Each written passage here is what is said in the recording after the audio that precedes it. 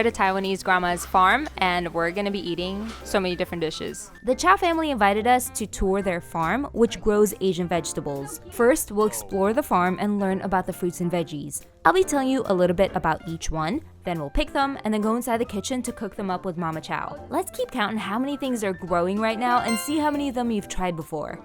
Today, we will be with Mama Chou, her son Jeff, who's soon going to be launching his own food channel, her daughter Tyler, aka the creator's attorney on YouTube, my boyfriend Doug, and my sister Claudine. This was actually filmed during the fall, so autumn produce is what you'll be seeing growing here. First, we start with fuyu persimmon. You can eat this while it's still crunchy, unlike the hachia persimmon, which has to be super soft before you eat it. Then there's mountain apple. This tastes like a milder apple with softer crispiness. You have to try it to see what I mean. Bamboo is, I think, like $15 a pound or something like that. Huh, and it's really, really strong. So this is basically unedible, but when they're super young, like this, yeah, bamboo shoots. This is what we get to eat.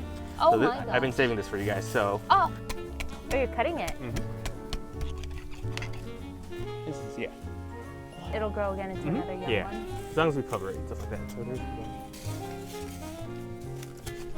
bamboos are in clusters too. How many in a cluster? A couple, 2 or 3. Okay.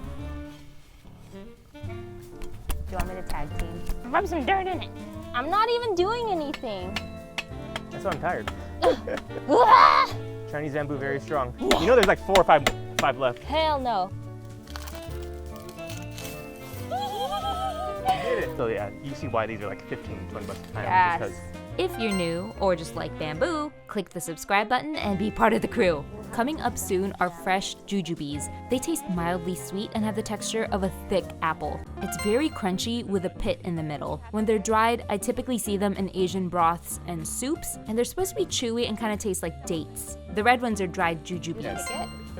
Oh, I got one! Next are nectarines, which most of you are probably familiar with. These ones are small, they're very juicy and very sweet. here is the start of it. Oh my God, Doug! Look, it's so good. Oh, There's horses over there. that's so beautiful. So how do you know when it's ready to pick? It's the size, to be honest. When they're overripe, they kind of turn yellow and they shrivel. They actually turn sweet. It's how many acres? 2.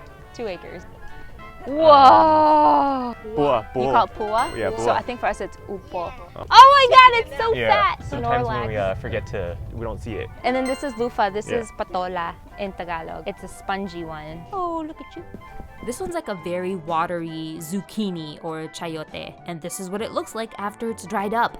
Yup, it's the scrubby scrub stuff you've probably seen before. Look Ow! right there. It just hit me in the head. Usually the ants are at the bud. They like to collect the nectar. Yeah, there's one on you. I'm sorry, ants. Look at the doggies, they're so cute. They're just having a grand old time in the farm. Look at those fatties! Yeah. What are those? I can touch the fuzz on this one too? It's not like the cactus fuzz. Oh, just kidding. It is pretty heavy though. 10 pounds maybe? Here, she would know, you're a fitness instructor. 10 pounds. I'd say like 12. Okay. So what do you do with What do you these? do with them? It's a pet. Can I preserve it in some way? Rafiki style? Do you know like those old Chinese like water bottles? The gourds. Oh, yeah. That's That's decoration. so cool. So you So- just let it dry? It's so cute. Hi, horsey. Hi, horsey. You guys want to feed the chickens? Which one was the one that pegged you? I'm watching out for that one. Her name is Riri. Girl. Riri. This is bull. My dad just shredded this. Once one gets it, they're all gonna come. Do you want some? It's for cat. But they probably pump out like 4 or 5 eggs a day each. Nice. Yeah. We'll start picking produce to cook in the kitchen because Mama Chou has been waiting hours for us before she can finally start cooking her Taiwanese specialties. I think one's good. Okay. This one I'll be picking for a dish that I'll be making. Oh dang! That's a behemoth! Ow. Ah! Can you tell I'm not with nature very often? Yeah. So they actually turn red inside too. So the seeds turn red. Yeah.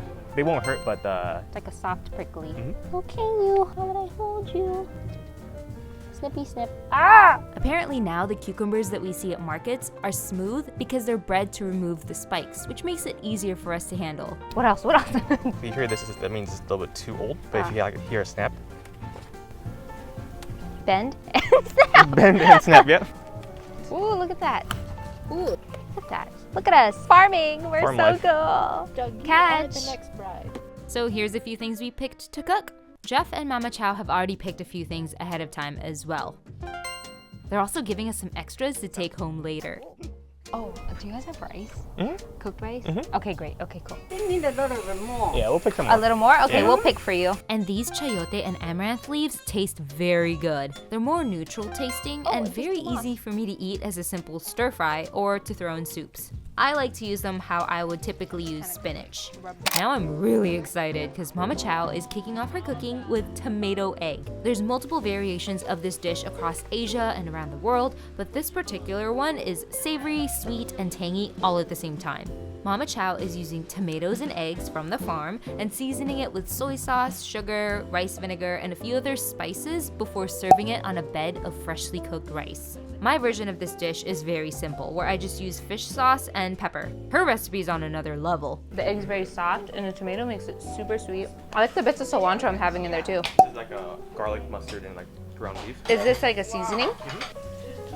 Oh my gosh. And she's not done. For the second dish, she's using more tomatoes from the farm to whip up some Taiwanese beef noodle soup. I am so ready to adopt her to feed me every day. I kept telling Jeff and Tyler that I was jealous they could eat their mom's cooking so often. Mama Chou is tying up some lemongrass to flavor the soup and some other magic ingredients that I couldn't keep track of because she threw them all in very quickly. 所以愛甲炒剛好，咱必部有人用滾水倒落去，倒掉。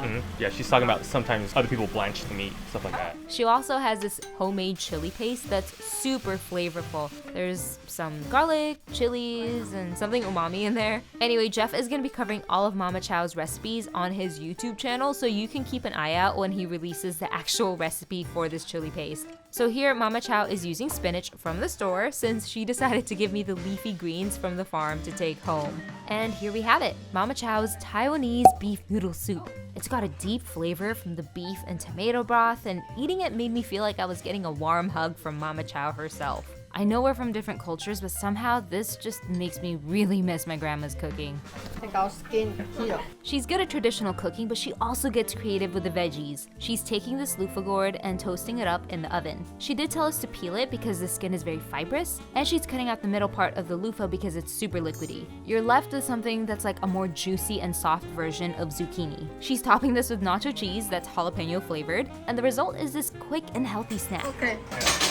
Actually, that's really good. When I first had it, I was like, wait, I was what? skeptical too. It was refreshing from the juicy loofah and easy to eat from the salty cheese. I kind of want to try this with zucchini and chayote too. Oh yeah, that was cheese. I'm kind of gonna make like a different version of Bicol Express. Okay, this is the part where I get extremely nervous because I'll be cooking for the family. I have no idea if they'll like it because everyone's got their preferences. I was very interested in cooking the white bittermelon and asked if they've ever tried coconut milk mixed with shrimp or fish paste. I'm not aware of all the different ways that bittermelon is prepared in Taiwanese cuisine, but what I typically see is it being stir-fried. With my dish, I'm throwing it in to simmer with a pork and coconut milk mixture, which is reminiscent of Filipino dishes like Bicol Express or ginataang kalabasa. I also tossed in some chilies from the farm to give it just a little heat. The result is a savory, creamy dish with just a hint of bitterness from the white bittermelon. But all that matters to me now is, did I do this dish justice? Does the family like it? It's very quiet because the audio died while I was filming this and I died a little bit along with it. So you're gonna have to trust me when I say, yes, they did love this dish. So much that I had Mama Chou take as much of the shrimp paste as she wanted so she can make this whenever. And for this next one, Jeff's been talking about this all day. His specialty is making a refreshing drink out of the passion fruit from the farm. He brewed some tea ahead of time and chilled it to make a pitcher for all of us to enjoy. He mixes the tea with a lemon lime soda to add sweetness and carbonation, and he individually mixes fresh passion fruit pulp with the tea soda. The result is a crisp, refreshing drink that's perfect for summer. This one? Thank you. Look, she gave me a pot. Thank you. When you taste this, you'll taste how high quality it is. It's amazing. Like, I love it so much. It's time for me to get out of their hair. Please join me in thanking the Chou family. They are so generous to share their farm and their time with us, and they spoil me so much, even outside of this video. I hope you enjoyed this farm tour. Check out other food experiences on the channel by clicking one of the videos you see here. I'll see you in the next video.